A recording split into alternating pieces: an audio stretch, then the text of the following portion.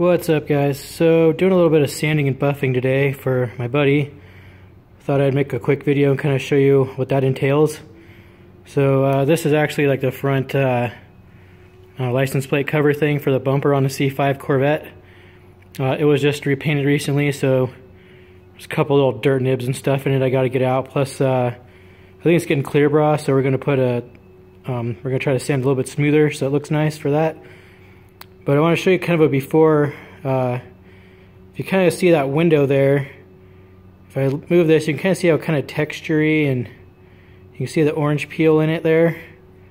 I move it back and forth so it's not super smooth. So I'll show you guys what I'm going to do here to sand this, and then we'll come back later and I'll show you the difference. So go get some stuff set up here. Okay, so things that you're typically going to need. One, this is a wet sanding block. You can get these at, this is a Napa one, but any like auto body store, a lot of car parts stores have them. I don't know if it says soft. I don't know. I use this one for wet sanding because it's kind of a rubber. Like the black side's a harder, firmer rubber, and this gray side is kind of softer and squishier. I like to use the kind of the harder rubber side. I'll wrap the paper around this, but that's what I use for sanding block. And then just bucket of water, and then you're gonna need currently using 3M. I think it's wet or dry, but it's you want wet sanding or wet specific paper, because the other kind of stuff will just fall apart. But I'm gonna use 2500 grit on this because it's pretty fresh paint and stuff, and it works okay for what I'm doing. But you want to soak this, you know, let it sit in the water for maybe 10-15 minutes, and it'll kind of soften up a little bit, you know. You could, depending on what you're doing, you might start with like 2000 grit sometimes, or even 1500, depending on how much material you have. When you wet sand and buff something, you're actually like sanding the clear coat off a little bit, so you don't want to get too aggressive right off the bat. But if like 2500 isn't sanding the clear coat very quick, you might want to like go to 2000 or even 1500 just to speed it up. I usually finish with 2500, like I'll start buffing after this sanding grit, but if you started with like 1500, then you'd want to go to like 2000, because that will take out the 1500 scratches, and then you'd, you know, go to 2500, which will remove the 2000 grit scratches, you know, and so on. There are like 3,000 and 4,000 grit little sanding pads you can get like for a DA sander. I don't really use those too often, but they are available. Usually 2500, you don't have much problem taking the scratches out. But that's the paper. And then Squeegee California water blade. These are awesome. I use this thing all the time. Like when you wash your car, it just swipes the water right off. But when I'm sanding, and I'll show you, I like to see like kind of where the orange peel is at, how far I've sanded it, or like if there's a dirt nib I'm working on. It's hard to tell when the panel or whatever you're working on is all wet. So I'll sand it some, and I'll just use this to whip the water off, and then it'll kind of dry up real quick, and I can see what's going on. So kind of going to sand this a little bit, and I'll show you what's going on here. Okay, so all right, it's pretty funny. I actually taped my phone onto the back of a car here because I didn't bring my tripod today. Anyways, so just gonna show you here. I'm gonna get my sanding block. And I get this 2500 here, and just wrap it around. And I need my, something I forgot to mention is you might want like a squirt bottle for water. So grab that over here. Just using an old Windex bottle or whatever this is. So I need to get it kind of wet. Got to keep it wet here. So then I'm just going to carefully sand it lightly. This has lettering. It's raised. There's little edges, so I don't want to sand on those because you can sand through an edge. So just gonna kind of start working this. And this takes a while. It's kind of time consuming. So it's like the sand's really slick kind of at first. Then after a minute you'll kind of notice the water will get kind of a milky look to it. So that's, you're sanding into the clear coat a little bit here. And keep your block flat.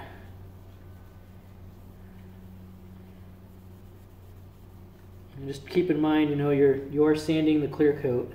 It's 2500 grit, but you can, you know, sand through it, so you just got to be kind of careful. Especially on your edges here, you don't want to like sand through an edge. So you can see it's kind of, you guys see that there? Water's getting a little milky looking, so it's gonna sand the spot some. Then I'll squeegee it and show you what I'm talking about as far as, so if I squeegee it off,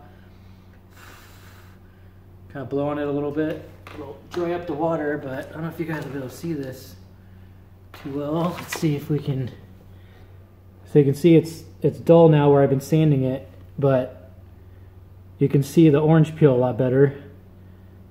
So the idea here is just, I'm gonna try to just sand it till I don't see orange peel, more or less, till it's smooth. You can kind of see this little spot right here. It's kind of, oh no, I got it all wet. Be able to see little dirt nibs, like over here, you know, kind of see these little spots. That's what you'll see, the dirts, that's what they look like. So you're gonna sand those out, make sure they're smooth. So let's keep going here and then I'll show you some more stuff in a minute. Alright, so what I've basically been doing, if you can see this now, I've just been slowly sanding it with the 2500 grit and squeegeeing it just back and forth until basically I couldn't see any orange peel. So you just keep squeegeeing it and sanding. We just want to sand until there's no orange peel. So you can see there's it's just smooth now, there's no orange peel in it. You don't want to go too much further than that because you'll take off too much material and you could sand through the clear coat, which would be bad. You'll notice there's a little shiny right there still. That's because that's actually a little defect in the clear coat that's on there. It's actually like a little tiny low spot. But I've had my block flat so it hasn't sanded into that. But that's, it's kind of a little divot looking thing. After we buff this out, you probably won't see it at all, so I'm probably not going to sand it too much further. I mean, you can sand stuff out like that sometimes, but it's kind of a give or take. You don't want to sand too much and make your clear coat too thin or risk sanding through. But if you get it pretty good, that's all you can hope for, I guess. So I'm just going to keep sanding. I'm going to do the rest of this panel and stuff, and then I'll show you what that looks like here when I'm done. Okay, so basically have this sanded to where I like it now. I didn't sand like too close to the letters just because that's like an extremely difficult spot to try to buff and not like burn through an edge or something, or you could sand through an edge. I don't know if you'll be able to see it or not, but this actually it's kind of got a little bit of a shine to it still because I've used 2500 grit. It's kind of hard to get an angle on it here. But anyway, so I've got it sanded all the way across. This didn't really have too much dirt in it, so I'm not going to get too carried away. I just kind of sanded it so it's a lot better. It's going to be a lot flatter looking. It's just a license plate cover deal, so I'm not going to get too crazy, but that's wet sanded now. One thing I wanted to point out was when you are wet sanding, you might want to take note of body lines. So you notice this has like a little ridge in the middle of it because it's got a shape, There's not like, the clear coat and paint doesn't build up on edges as much as it does like on a flat surface. So you just got to pay attention when you're running your block across. You're not just blocking across edges really hard like this or body lines, because you'll burn through them really fast. Then you'll have to repaint. So I'll just keep that in mind. I just sanded kind of up to it and just barely across it, and like come over here and sand it up to it on this side. And kind of just be careful. Just sand your edges, real carefully around. Anyway, so that's sanded, and I'm going to get the buffer out, and we're going to do a 3-stage buff on it, so I'll show you what that looks like. Alright, so as far as buffing goes, I use this Makita giant, ridiculous, heavy buffer, but it works. This is a rotary buffer. Just spins in a circle one way. It's not like a dual action one, like a lot of you guys probably have. I'm not really a fan of those other ones. They just do weird things. But that's the buffing tool that I use. And then there's like 3 different pads typically. I think mine are like Meguiar's. It's hard to tell. They're kind of old now, but you have a red pad, a yellow pad, and I don't know, this one's kind of like a tan color. Sometimes they're gray, but they're kind of full of compound right now. That trainer horn's really loud. Anyway, so basically what this breaks down to is red pad is like the most aggressive, like it cuts, it's almost like a wool pad. So this is going to take out like your sanding scratches and stuff. This is like the super aggressive one. Yellow pad's kind of the middle of the road one. Typically this takes out the scratches and swirl marks that this one makes. And then this one, it's either gray or mine's tan, but it's kind of a finer piece of foam. But that one is a finishing pad. It takes out the swirl marks and scratches from this one. So you're just basically stepping down. So you use this one to take out all your sand scratch marks and heavy scratches, that kind of junk, oxidization, whatever you're working on.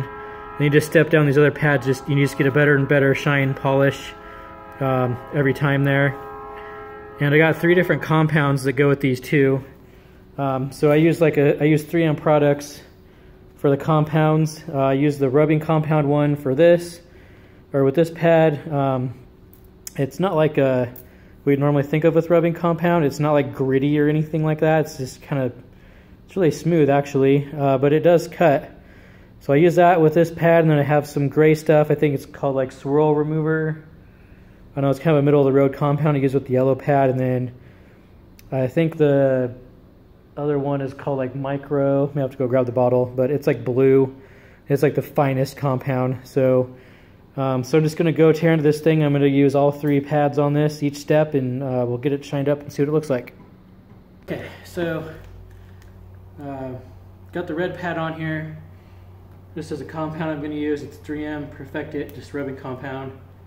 39060 is the part number. I've used this stuff a long time. Works really good. In the past I used Meguiar's a lot, but I noticed like if I buff something, it had like filler compounds or something weird, but like I might buff something and come back the next day and I'd see like haziness again, or like scratches would kind of come back. But with this stuff, like what it looks like when you're done is what it stays looking like. So I really like that with all their 3M products. Don't know if I'm going to recommend this, but this part is really small. I don't really have anything to put it on. So what I'm just going to do is my buffer has like a lockout thing, so I can lock it in on go, and I'm just going to try to do that and hold this with one hand and buff it with the other, and we'll see how this goes here. So I'm just going to put a little compound on here, and I don't know what I have. This is set on, it's like a 6 speed. It goes to 6 for the buffer.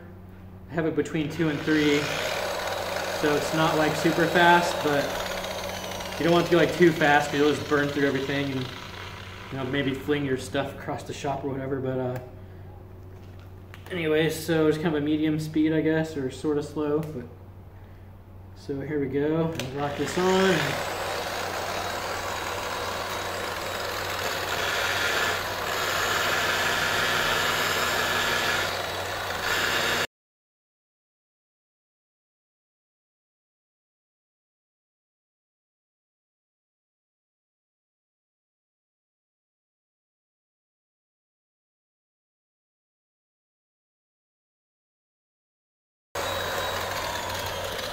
Alright, something else that you want to get are microfiber towels for wiping stuff, because they don't scratch. So I'm going to grab one of those and wipe this off real quick so it looks like. Make sure you get a clean one. So just going to wipe the spot off I've been working on here. Kind of the same deal with the buffer, you know, like I'm trying not to get too aggressive on the edges here or get too close to the letters or this body line little seam, because you can you know, the buffer can sand through that too, basically. So just kind of wipe the compound off and see what we got here. So see, it's shiny there now, but you can still see, like, then catch the light on. You still see like the hazy little kind of swirl marks in there. So the next couple of pads will remove those, but hopefully you can kind of see, if you look at the window over there, you see how much like smoother this is than it was before, because we've sanded the orange peel out of it. So this will get even better here. So I'm just going to finish this out with the red pad, and then I will be back. Okay, so I've gone over it once the red pad. Looking pretty good there. Still might have some swirl marks and stuff. I wiped it off and went out and looked out at the sun. I didn't see anything weird. So, you know, sometimes you might miss an edge. So you'll see, like, after you wipe it off, you see like just like a dull, like kind of a little hazy spot where your scratches were. So you maybe just missed that with the buffer or something.